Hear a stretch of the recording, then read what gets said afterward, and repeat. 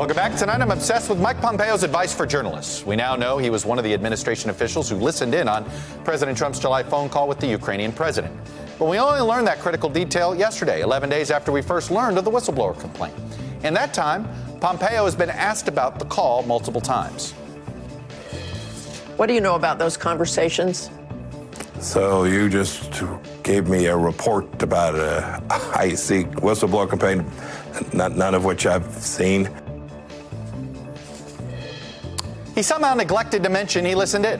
At best, it's a convenient slip. At worst, he's intentionally misleading the press and the public.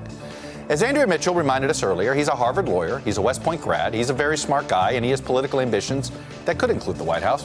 What he says has to be believable. What he says has to be credible. And if it's the nation's top diplomat, there are times he can't tell us everything he knows. He's perfectly within his right not to answer. But how can we believe him going forward? How can we believe what the Trump administration tells us? Which brings us to the advice Pompeo recently gave journalists covering the Houthis, Iran's allies who are fighting. These people lie.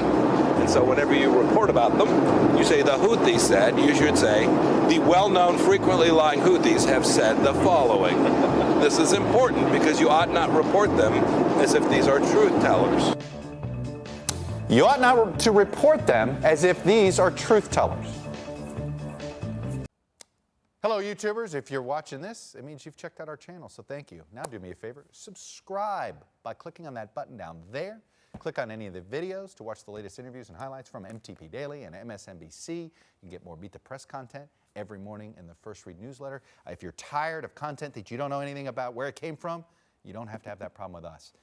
NBC News, MSNBC, MTP, and the Meet the Press mindset right here for you on YouTube. Subscribe now.